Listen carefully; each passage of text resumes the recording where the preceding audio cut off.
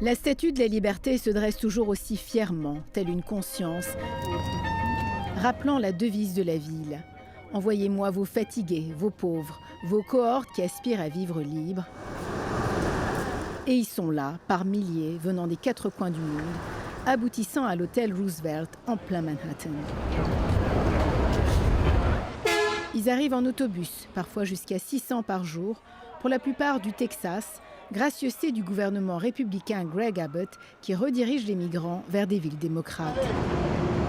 Julioso Salazar vient d'arriver à New York, encore marqué par son périple tragique du Venezuela vers la frontière américaine.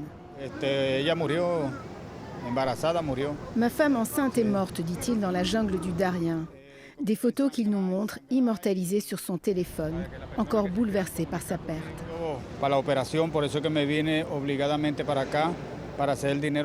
Je suis venu chercher de l'argent pour faire opérer ma fille aînée, dit-il, qui est au Brésil.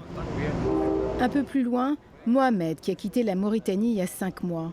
C'est de Tijuana au Mexique qu'il a traversé la frontière vers San Diego, en Californie. Je veux être un ingénieur de mécanique. J'ai cherché ça en Mauritanie, mais là-bas, il n'y a pas de chance là-bas. Tous attendent le précieux permis de travail. Je suis entré légalement en février, dit Jason. J'ai rempli le formulaire CBP-1. Je n'ai toujours pas mon permis. Je ne peux pas travailler, dit cette Colombienne. Je retourne dans mon pays. Joshua Goldfein est avocat à l'aide juridique. Il tente d'accélérer le processus pour que les nouveaux arrivants aient un permis de travail, pour alléger aussi le système. Tout le monde veut travailler, dit-il. On expédie les demandes pour avoir les autorisations. En moyenne, ils obtiennent des permis pour une centaine de migrants par jour, ajoute-t-il. Certains attendent depuis 9-10 mois. Et tous les jours, les autobus débarquent de nouveaux migrants de la frontière du Mexique. 10 000 par jour, soit plus de 130 000 depuis le printemps 2022. This issue will destroy New York City. La crise migratoire va détruire notre ville, lançait le maire excédé. New York, ville sanctuaire, qui a l'obligation d'offrir un toit à ceux qui en demandent. Mais pas dans notre cour, disent ces résidents de Staten Island, qui célèbrent une victoire judiciaire, car un juge leur a donné raison et ordonné l'évacuation de migrants dans un des lieux de refuge.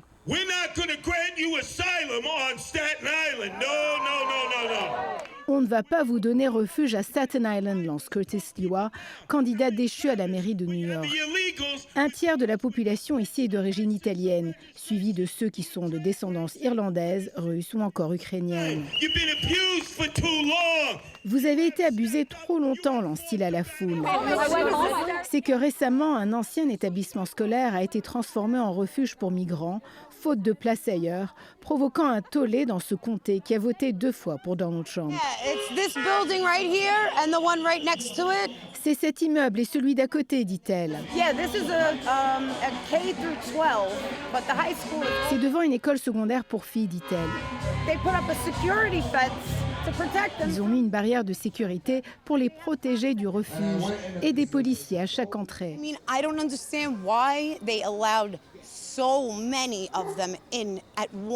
Je ne comprends pas pourquoi ils permettent à autant de gens d'entrer ici, déplore-t-elle.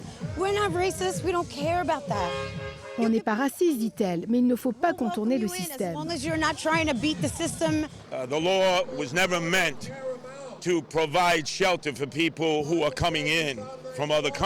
La loi n'a jamais obligé la ville à fournir un abri à tous ceux qui viennent d'ailleurs, dit-il. C'était pour les New-Yorkais seulement.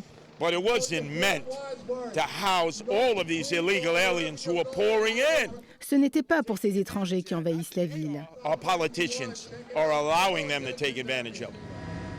3 semaines plus tard, les 170 migrants ont été évacués de l'établissement scolaire à Staten Island par les pompiers pour des raisons sécuritaires, entre autres l'utilisation de propane dans les pièces.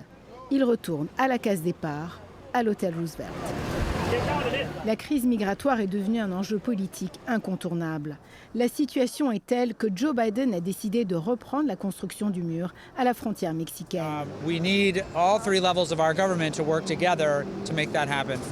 Nous avons besoin des 3 niveaux de gouvernement, dit-il, pour résoudre cette crise.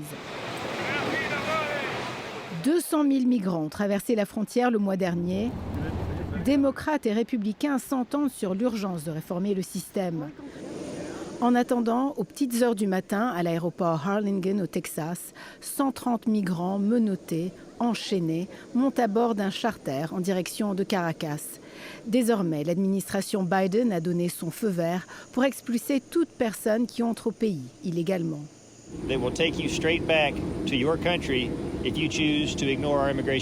On va vous renvoyer dans votre pays, dit-il, si vous ignorez nos lois.